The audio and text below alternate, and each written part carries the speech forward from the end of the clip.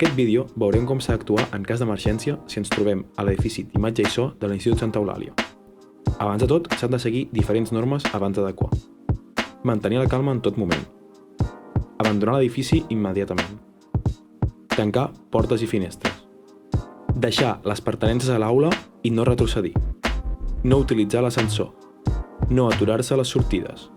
Si et trobes a la primera planta, és a dir, els platós de fotografia, el plató de televisió, la sala de realització o el magatzem, has d'evacuar per la sortida d'emergència, situada en el punt intermig entre el magatzem, el plató de fotografia i el plató de televisió.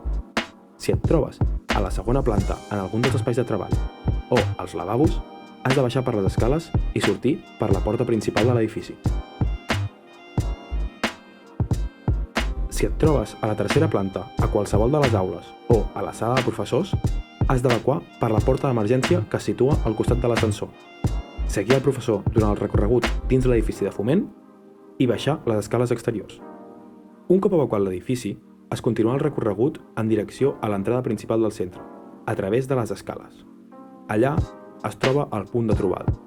Aquí es trobarà tot l'alumnat i professorat per fer el recompte i comprovar que estigui tothom.